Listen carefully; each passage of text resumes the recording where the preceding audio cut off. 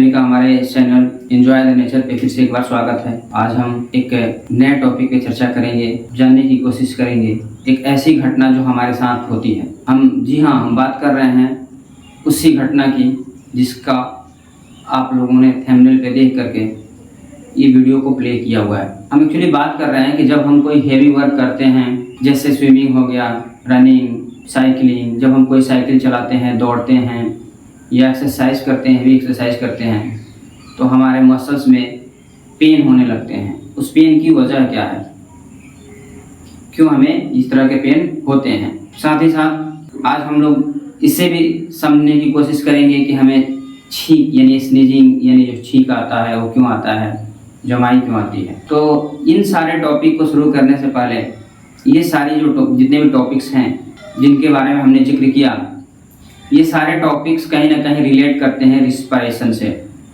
ये सारे के सारे इंसिडेंट्स जो होती हैं, सारी घटनाएं जो होती हैं, वो रिस्पायरेशन से कहीं ना कहीं संबंध रखती हैं। ये रिस्पायरेशन की ही घटनाएं हैं, रिस्पायरेशन की ही वजह से होती है। तो इसे समझने से पहले हमें सबसे पहले रिस्पायरेशन को समझना पड़ेगा। जी हाँ, रिस्पायरेशन, जिसे हिंदी में श्वसन कहा जाता है। रेस्पिरेशन सभी सजीवों के अंदर होने वाली एक ऐसी घटना है, एक ऐसा कार्य है जिसके चलते सारे जीव जीवित रहते हैं। हम और आप में से हम सभी सांस लेते हैं, रेस्पिरेशन करते हैं, लेकिन हम में से बहुत लोगों को ये मालूम नहीं होता कि हम रेस्पिरेशन क्यों कर रहे हैं, श्वसन क्यों कर रहे हैं और श्वसन क्यों जरूरी है और श्वसन से हमें क्या होता है। हवा जो है वो कार्बन डाइऑक्साइड के रूप में, जो बाई प्रोडक्ट के रूप में जो निकलती है, वो हमारे फिर नाक के जरिए बाहर निकल जाती है और हर एक जीव जो है सांस को छोड़ता है। इन दोनों को मिला करके सांस लेना और सांस छोड़ना, इन दोनों को कंबाइंडली ज्वाइंटली हम श्वसन कहते हैं। एक छोटी सी संरचना होती है जिस संरचना का नाम होता है माइटोकॉन्ड्रिया। ये हम जब भी कोई चीज, हम श्वसन के जरिए हमारा ऑक्सीजन वहां तक पहुंचता है। अभी हम चलिए श्वसन को यहाँ से थोड़ी सी समझ लेते हैं कि श्वसन हम क्यों करते हैं। जब भी हम जो भी खाना खाते हैं, वो खाना हम जो भी खाना खाते हैं, जो भी चीज़ हम खाते हैं, वो सारा चीज़ हमारे शरीर के अंदर जा करके वो हमें ग्लूकोज के रूप में हमारे ब्लड के जरिए हमारे सेल तक पहुंचता है और ग्लूकोज के अंदर होती है एनर्जी। अब इस ग्लूकोज को हमारे शरीर के सेल तक पहुंच तो गया, लेकिन सेल के अंदर उससे ग्लूकोज को तोड़ने के लिए ऑक्सीजन की जरूरत पड़ती है और उसी ऑक्सीजन को पूरा करने के लिए हमारे शरीर को सांस की जरूरत पड़ती है, जो हम लोग सांस लेते हैं। हमारे सांस के द्वारा दिया हुआ ऑक्सीजन सेल के माइटोकॉन्ड्रिया तक पहुंचता है और वहां सेल में माइटोकॉन्ड्रिया जो है वो हमारे शरीर के द्वारा हम जो भोजन करते हैं, उस भोजन में से निकाले गए ग्लूकोज जो माइटोकॉन्ड्रिया तक, सेल तक पहुंचा होता है, माइटोकॉन्ड्रिया उस ग्लूकोज को जो है इस ऑक्सीजन की मदद से, ऑक्सीजन के साथ मिल करके, ऑक्सीजन के साथ उसे तोड़ता है। वहां पर एक रिएक्शन होती है, हमारा शरीर में उपस्थित, हमारे सेल में उपस्थित जो है भोजन के द्वारा प्राप्त किए गए ग्लूकोज वहां जाकर के माइटोकॉन्ड्रिया की मदद से और ये ऑक्सीजन के उपस्थिति में वो सेल जो है ग्लूकोज को तोड़ता है और ग्लूकोज को तोड़ने के बाद से ग्लूकोज से मिलती है एनर्जी। एनर्जी तो हम लोग का शरीर इस्तेमाल कर लेता है विभिन्न तरह के कामों को करने के लिए, लेकिन बाई प्रोडक्ट के रूप में वहां बनता है कार्बन डाइऑक्साइड और जल। और वही कार्बन डाइऑक्साइड फिर उन्हीं सारे वेन्स के माध्यम से, ब्लड के माध्यम से वापस जो है लंग्स में पहुंच जाता है। लंग्स क्या करता है कि फिर इस गंदे जो है विशुद्ध हवा को, इस गंदी हवा जैसे कार्बन डाइऑक्साइड को बाहर निकाल देता है और वो हमारे नाक के द्वारा बाहर आ जाता है। इस तरह से हमारा जो है एक सांस का प्रकरण पूरा होता है, सांस लेना और सांस छोड़ना। जी हाँ, हमने बाई प्रोडक्ट के रूप में हमने जल की बात की थी। आपका क्वेश्चन ये होगा कि फिर जल का क्या होता है। तो हाँ जी, जल, कार्बन डाइऑक्साइड जब हम अपनी नाक से बाहर निकालते हैं, कार्बन डाइऑक्साइड जब हमारे नाक से बाहर निकलता है, उसी क्रम में हमारे नाक के जरिए, नाक से जल भी वाटर वेपर के रूप में, गैस के रूप में, जलवाष्प के रूप में बाहर निकलता है। यही रीजन होता है कि जब हम ठंडी के दिन में बोलते हैं तो हमारे मुंह से जो है भाप जैसी कुछ चीजें दिखाई देती है। एक्चुअली वो सभी मौसम में निकलते हैं, लेकिन बाहर गर्मी इतनी ज़्यादा होती है कि उसे नहीं देख पाते हैं। ये सारी चीज़ें ठंडी में हमें दिखाई देती है। तो बाई प्रोडक्ट के रूप में निकलता है।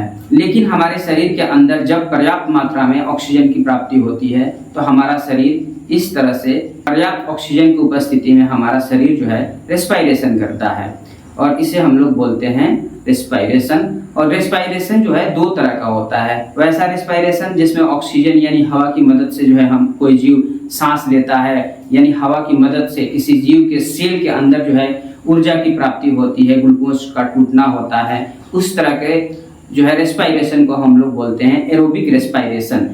इसे हिंदी में वायवीय श्वसन कहा जाता है। लेकिन प्रकृति में कुछ ऐसे भी जीव होते हैं जो ऐसी जगहों पर रहते हैं जहां हवा नहीं होती, तो इस तरह के जीवों के अंदर भी जो है इस तरह के जीवों के अंदर जो रेस्पायरेशन होता है, जो सेल में ग्लूकोज का टूटना, उन्हें एनर्जी का प्राप्त कराना, जो ये प्रोसेस होता है वो वायु की अनुपस्थिति में होता है। तो जब वह वैसा रेस्पायरेशन जिसमें हवा की अनुपस्थिति में रेस्पायरेशन हो, ऑक्सीजन की अनुपस्थिति में रेस्पायरेशन होता है, जहाँ बिना ऑक्सीजन का रेस्पायरेशन होता है, उस तरह की रेस्पायरेशन को हम लोग बोलते हैं एनारोबिक रेस्पायरेशन।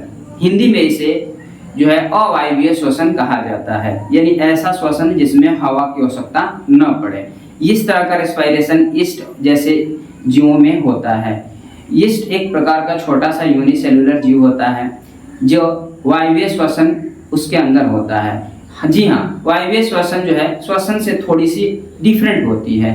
जहाँ श्वसन में जो है श्वसन में हम लोग ऑक्सीजन की मदद से हमारे अंदर का ग्लूकोज जो है टूटता है, यानी उसका ऑक्सीडेशन होता है, फिर बनता है, एनर्जी निकलती है, एनर्जी रिलीज होती है, अब बाई प्रोडक्ट के रूप में कार्बन डाइऑक्साइड और H2O बनता है। वही एनारोबिक रेस्पिरेशन में, जो अवायवीय श्वसन में, जब हमारे शरीर के अंदर या किसी जीव के शरीर के अंदर जब वायवीय श्वसन होता है तो उस जीव के सेल के अंदर ग्लूकोज या जो भी चीजें ग्लूकोज जो है टूट करके उसे एनर्जी देती है, तो वहां पर ग्लूकोज जो है वायु की अनुपस्थिति में जब टूटता है तो वहां एनर्जी तो रिलीज होती ही है, लेकिन वहां बाई प्रोडक्ट के रूप में कार्बन डाइऑक्साइड के साथ साथ वहां बाई प्रोडक्ट के रूप में बनता है अल्कोहल। जी हाँ, आपने सही सुना, अल्कोहल, वही अल्कोहल जिसे लोग शराब बोलते हैं, अल्कोहल जो शराब में इस्तेमाल किया जाता है। यही रीजन है कि ईस्ट का इस्तेमाल बड़े पैमाने पे शराब बनाने के लिए किया जाता है, अल्कोहल बनाने के लिए किया जाता है। तो ऐसा रेस्पिरेशन जिसमें ऑक्सीजन की अनुपस्थिति में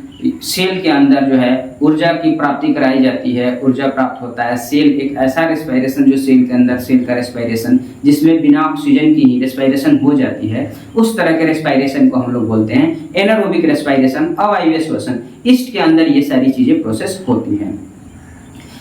तो ये सब तो था रेस्पिरेशन। हमारे शरीर के अंदर जब हम लोग कोई हेवी वर्क करते हैं तो हमारे शरीर के अंदर, जी हम श्वसन जब हम लोग करते हैं तो चलिए ये टॉपिक हम थोड़ी सी लेकर के चलते हैं। श्वसन, आप थोड़ी सी इसमें ये भी जान लें कि श्वसन का दर क्या होता है। श्वसन हम लोग आमतौर पे जनरली जो है एक वयस्क व्यक्ति 1 मिनट में 15 से 18 बार सांस लेता, सांस छोड़ता है, यानी सांस लेना और सांस छोड़ने को एक करके दोनों को मिला करके एक श्वसन के बराबर होता है, एक श्वसन कहा जाता है। तो हम लोग वह रिलैक्स मोड में अगर हम आराम से बैठे हुए हैं तो 15 से 18 बार तक सांस लेते छोड़ते हैं। लेकिन जब हम कोई वर्क करते हैं, जब कोई हेवी वर्क करते हैं, जब कोई भारी वर्क करते हैं, जब दौड़ते हैं, साइकिलिंग करते हैं या बहुत ज़्यादा मेहनत वाला काम करते हैं तो हमारी सांसें तेजी से आने लगती है।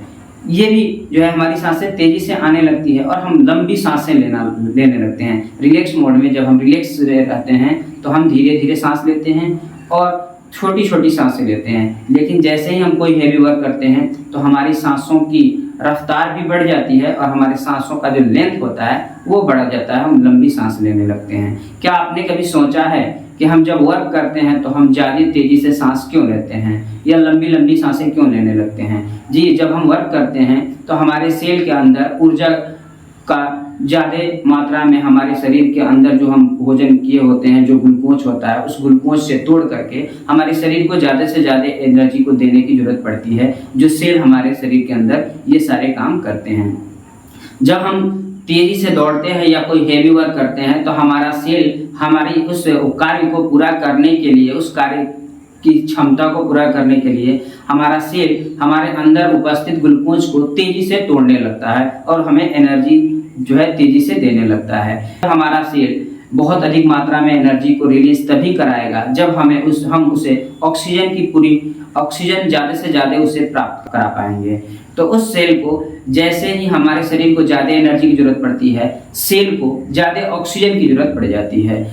सेल हमारे शरीर को एनर्जी प्राप्त करा देता है और हमें बदले में उसे बहुत अधिक मात्रा में ऑक्सीजन देने पड़ते हैं।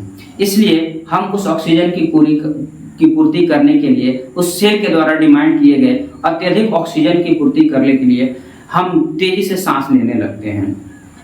लेकिन कभी कभी ऐसा भी होता है, हम तेजी से सांस ले रहे हैं, कभी कभी ऐसा भी होता है कि हम बहुत तेजी से सांस ले रहे हैं, बहुत हेवी वर्क कर रहे हैं, लेकिन उसके बावजूद भी हमारे शरीर के कुछ हिस्सों के सेल्स जैसे मसल्स वगैरह होते हैं, मसल्स के पास के जो सेल होते हैं, उन सेल को जब पर्याप्त मात्रा में ऑक्सीजन नहीं मिलती है तो वे ऑक्सीजन की कम मात्रा में भी जो है रेस्पिरेशन को कंप्लीट करा देते हैं, बिकॉज हमें एनर्जी देते हैं वो। और हमें एनर्जी देने के क्रम में कम ऑक्सीजन का इस्तेमाल करके भी हमारे शरीर को एनर्जी प्रदान कराते रहते हैं, यानी वहाँ पर कम ऑक्सीजन में रेस्पिरेशन होने लगता है। जी हाँ, हमारे क्वेश्चन का जवाब यही छुपा हुआ है। तो जैसे ही हमारा सेल कुछ समय के लिए कम ऑक्सीजन में हमें एनर्जी ज़्यादा से ज़्यादा प्राप्त कराने लगता है, तो वहाँ पर वायु की कम उपस्थिति में हमारे सेल के अंदर जो रेस्पिरेशन होता है, वहाँ पर एनर्जी तो रिलीज हो जाती है, कार्बन डाइऑक्साइड भी हमारे शरीर के अंदर से वहाँ से बाई प्रोडक्ट के रूप में निकलता है, लेकिन बदले में वहाँ साथ साथ बाई प्रोडक्ट के रूप में लैक्टिक एसिड का निर्माण होता है। यही लैक्टिक एसिड जो है हमारे, ये खासकर ये सारी चीज़ें मसल्स में ही होती है और बहुत लंबे समय के लिए नहीं होती है। हमारा सेल ये काम थोड़ी समय के लिए करता है, हमेशा के लिए नहीं करता है। ऐसे तो हमारे अंदर वायवीय श्वसन ही होता है, लेकिन कभी थोड़ी सी समय के लिए जब ऑक्सीजन की पूरी मात्रा नहीं मिलती है तो हमारे शरीर में भी एनारोबिक रेस्पिरेशन, अवायवीय श्वसन होने लगता है और वहाँ पर बाई प्रोडक्ट के रूप में बनता है लैक्टिक एसिड, और वही लैक्टिक एसिड हमारे मसल्स के अंदर जो है फैल जाता है, जमा हो जाता है, जिसकी वजह से हमारे मसल्स में क्रैम्प होने लगते हैं, दर्द होने लगते हैं। तो आप अच्छा से समझ चुके होंगे कि हम जब हेवी वर्क करते हैं, कोई भारी वर्क करते हैं, तो हमारे शरीर के अंदर खासकर मसल्स में हमें क्रैम्प क्यों होने लगते हैं। अब चलते हैं हम अपने दूसरे सवाल की तरफ। हमें छींक क्यों आती है और हमें जमाई क्यों आती है? ये दोनों ही इंसिडेंट्स जो है, दोनों ही घटनाएं हमारे श्वसन से ही जुड़ी हुई है। जब हम श्वसन करते हैं तो श्वसन के दौरान हमारे शरीर के अंदर वायुमंडल में उपस्थित ऑक्सीजन हमारे नाक के जरिए हमारे शरीर के अंदर लॉन्ग्स तक जाता है, लेकिन ये सारी चीज़ें स्मूथली होते रहती है। लेकिन उन्हीं श्वसन के दौरान जब वायुमंडल में छोटे छोटे डस्ट पार्टिकल्स या कोई और चीज़ें मिल जाती है, तो ये डस्ट पार्टिकल्स जब हमारे नाक के अंदर जाते हैं, ऐसे तो बड़े बड़े पार्टिकल्स हमारे नाक के अंदर जाते हैं, तो हमारे नाक के अंदर छोटे छोटे बाल वगैरह होते हैं, जो बाल क्या करते हैं, उन सारे पार्टिकल्स को ट्रैप कर लेते हैं और हमारे लंग्स के अंदर जाने से बचा लेते हैं, उसे अंदर नहीं जाने देते हैं। लेकिन जब हमारे आसपास में छोटे छोटे अत्यंत छोटे छोटे धूल वगैरह होते हैं, जो हमारे नाक के अंदर जाने के बाद इन सारे बालों से बच करके हमारे नाक के अंदर चले जाते हैं, तो हमारे नाक के अंदर इरिटेशन होने लगता है, जिसकी वजह से हमें छींक आती है। आप में से किसी का सवाल ये होगा कि सर्दी के मौसम में हम घर के अंदर रहते हैं या हमें रैपिडली बहुत सारी छींक क्यों आती है? तो उस समय जब हमें सर्दी हुई होती है, तो सर्दी यानी जिसे इन्फ्लुएंजा भी कहते हैं, ये बीमारी जो है एक वायरल डिजीज है जो वायरस की वजह से होती है। उस समय हमारे लंग्स के अंदर, हमारे नाक के अंदर जो है वायरस जो है मौजूद होते हैं। वे वायरस कभी कभी नाक के अंदर जो है बाहर करते समय हमारे नाक के अंदर इरिटेशन पैदा कर देते हैं, जिसकी वजह से भी हमें रैपिडली छींक आती है। दूसरा सवाल मेरा ये था, हमें जमाई क्यों आती है? इस सवाल का भी जवाब रेस्पिरेशन के ही अंदर छुपा हुआ है। जी, हमें जमाई क्यों आती है? हम एक्चुअली जमाई क्यों लेते हैं? जब हम किसी काम को करते हुए थक जाते हैं, या कोई काम कर रहे हैं या बैठे हुए हमें बहुत ज़्यादा जो है थकान हो गया, कोई काम करते करते थक गए, तो जब हम बहुत ज़्यादा थक जाते हैं तो उस समय भी हमारे शरीर के अंदर थकान होने की वजह से हमारे शरीर के अंदर ऑक्सीजन की ज़्यादा ज़रूरत पड़ती है हमारे सेल को हमें एनर्जी प्राप्त कराने के लिए। और हम जब हमारे सेल को ज़्यादा ऑक्सीजन की जब आवश्यकता होती है और उस ऑक्सीजन की आवश्यकता जो है हमारी नाक की जो है उतनी मात्रा में ऑक्सीजन को पास नहीं करा पाता है, तो थोड़ी देर के लिए इंसिडेंटली जो है थोड़ी देर के लिए हमारा शरीर खुद ही नाक और मुंह को एक साथ ओपन कर जॉइंटली जो है बहुत अधिक मात्रा में एयर को अंदर खींचने लगता है। जी हाँ, इसी को हम लोग जमाई कहते हैं। जमाई में हम अपने मुंह को बड़ा सा खोलते हैं जो है, और बहुत अधिक मात्रा में ऑक्सीजन को ले करके और उस सेल को दे देते हैं, जिस सेल को ज़्यादा ऑक्सीजन की जरूरत पड़ती है। तो आज की इस वीडियो में हम लोगों ने देखा कि हमें हमारे शरीर में, या हम जब हेवी वर्क करते हैं तो हमें क्रैम्प क्यों होता है, हमें दर्द क्यों होता है मसल्स में। उसके बाद से हम जमाई क्यों लेते हैं, हमें छींक क्यों आती है। तो इसी तरह के इंफॉर्मेशनल वीडियोस देखने के लिए आप हमारे चैनल पे बने रहें, और अगर हमारे चैनल को सब्सक्राइब नहीं किया तो सब्सक्राइब कर लें, लाइक करें, शेयर करें, जितना ज़्यादा से ज़्यादा हो सके शेयर करें, ताकि और भी लोग इस इंफॉर्मेशनल वीडियो और एजुकेशनल वीडियोस को देख करके अपने ज्ञान को बूस्ट अप कर सकें। मिलते हैं नेक्स्ट वीडियो में इसी तरह के कोई अच्छा सा टॉपिक लेकर के, और तब तक के लिए नमस्कार, धन्यवाद।